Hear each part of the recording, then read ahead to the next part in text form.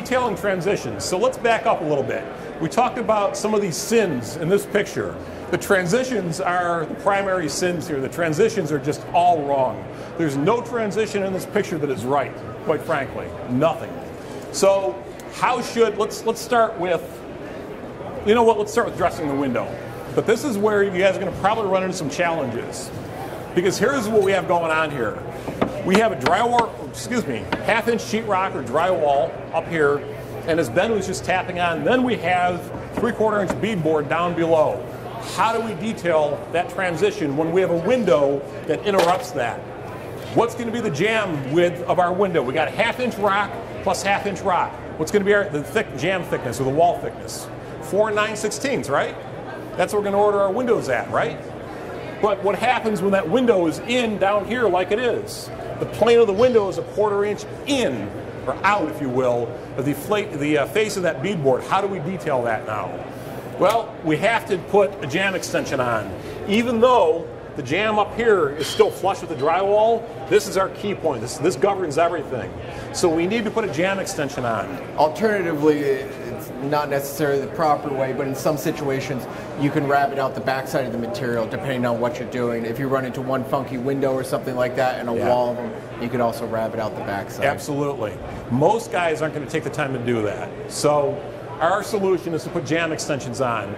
Remember, we've been talking all morning about shadow lines and reveals. This is another situation. Can you point out the shadow line or the reveal there? You don't ever take jamb extensions in this situation and put them flush with the jamb of the window.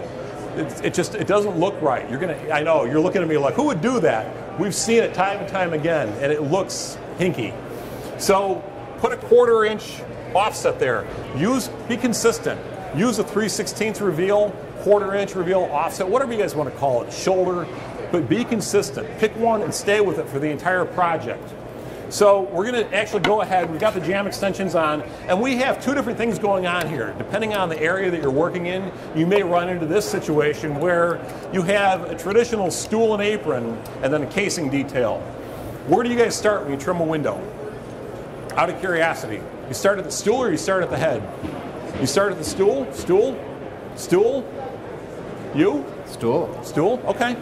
I'm curious. Some guys start at the head. Not every time, though. There are situations where I work from the head down. Go ahead. Let's just go. Because, again, we have a different method. And, it's not right, not wrong. It's just different. So what we have here is we have our window stool. You might call it a sill. We have our window stool that's been cut. And you're going to notice something about this. You're going to notice that it actually laps onto the casing on the right. You see that? This is one of those scenarios where, as I said, we've got two different examples going on. The left hand is traditional stool and apron. The right hand is really kind of a cool historic detail I found in a pattern book years and years ago. And that's where the casing legs come down and rest on plinth blocks at the floor. It's really neat because what you end up with is you end up with this little paneled effect under each and every window. Oh, nice. It looks really cool. Right into the airspace. What'd you do? Oh, I shot right into the airspace. Oh, excellent. Yeah. You can also use the 18 gauge for that if you'd like. Doesn't matter. It's already plugged in. We've pre-assembled the stool and the apron. And actually, I'm sorry that we did that, but that's okay. We generally pre-assemble the stool and the apron whenever we can. So here's another thing to keep in mind. When you do this, what we try and do is we try and pre-assemble as much as we possibly can on a bench. Again, more for production and efficiency. The whole concept of holding a piece of trim in place and nailing it, and you almost never get it like just right. But here I can actually get it just right when I'm working at a workbench. One of the best things you can do, and I learned this from my father years ago and was always taught, to assemble your window and door casing on a bench. We literally make everything, the whole assembly, extension jambs, casing, stool, aprons, scotia moldings, whatever, back bands, all is one unit, glued, screwed, biscuited, clamped, together as one cohesive unit, and then install it in one shop. And it really does make a huge difference in the quality and the speed at which you can work, because now you're not sitting here trying to hold this piece and hold your level and reach for the nail gun. You pull the whole thing in, one shot, couple of tacks, and you're done. There are a couple things about that. We do this. We take the same approach. For one, you can use clamps. For two, you can use glue and hidden fasteners. You can pocket screw that from the back. You can use biscuits. You can use splines. You can use dominoes. You can use whatever you want. You can reinforce all the joints. You can't do a lot of that when you're assembling on the wall, on the flat. So let's talk about this whole detail, because we made a mistake here. I made a mistake a couple days ago. I've been talking about shadow lines, right? How important they are. So here we've got a traditional stool and apron. We're starting there. And now we're going to put a scotia. You guys call it scotia or cove molding? Cove. Scotia? Cove? Scotia, thanks. So Cove. here we have a 3/4 inch scotia or cove molding that we're going to install. So let's go ahead and do that. You're going to notice something. First off, you're going to notice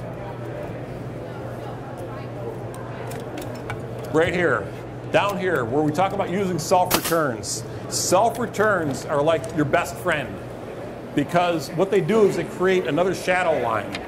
And when we use self-returns, it is a really clean, finished look. We've got 2 self-returns on this piece, and we probably should have pre-assembled this and held it up, but that's okay. So that was an actual. That's okay. So we have a scotia or a cove here, and then we have a self-return back into this piece of casing. It lands right here. So it is a true self-return. It's a 0 self-return, meaning it is only the length that the molding projects from the plane of the wall, or in this case, the apron. Back here, we have another self-return. In this case, it has to return back onto, and actually, do we have them? And here, it has to return back onto the wall the thickness of that apron plus the projection of that scotia or cove. I made 2 mistakes here. I want to call them to our attention. We were going to fix this yesterday when we found the mistakes. I said, you know what, let's not. Let's just leave it. But here's what I did. I didn't actually account for the shadow line. I made that stool, windowsill, whatever you want to call it, I made it too deep. Can you guys actually see that scotia under there? I can't. I made this too deep. I made it about 3/4 inch too deep. And it was a mistake on my part. To that point, what Ben does is he lays everything out ahead of time. Go ahead if you want to take that.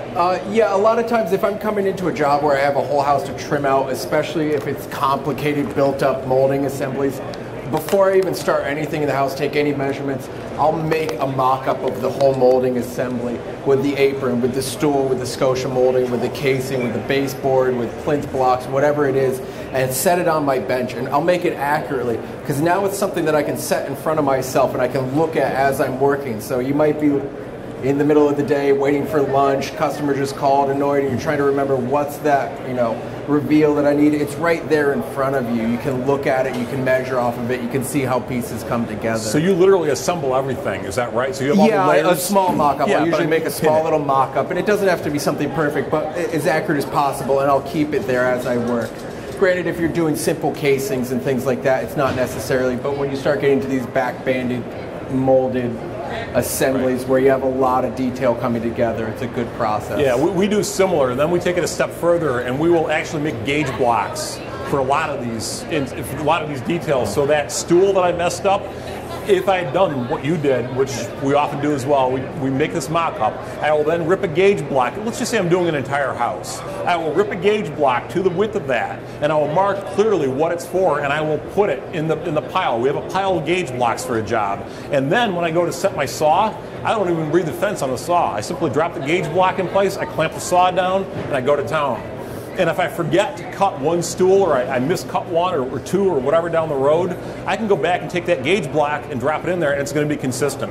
To that point, it's also good to always mill all of your components at the same time. If you can. If you can. Right. If you're on a job site, always try and make all of your casing, make all of your stool, make all of your pieces at one time so that they're all consistent and repeatable. Okay, so I talked about the mistake of making that stool too wide.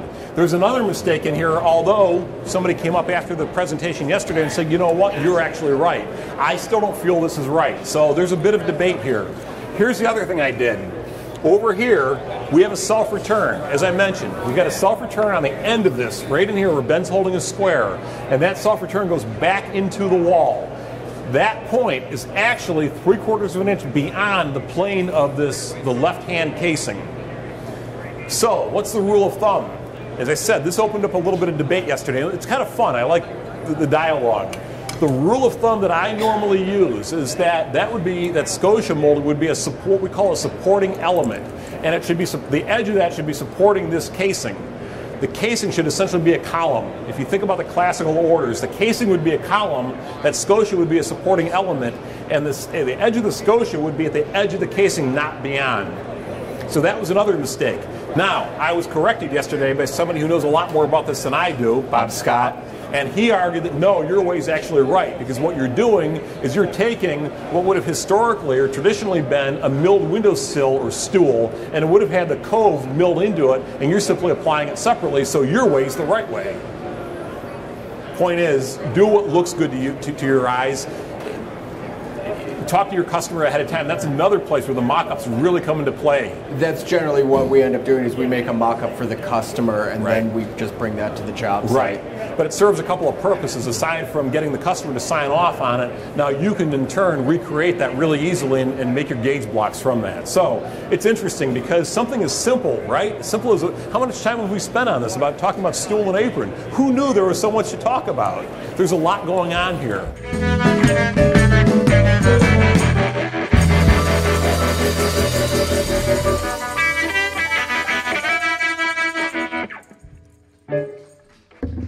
Yeah, thank you.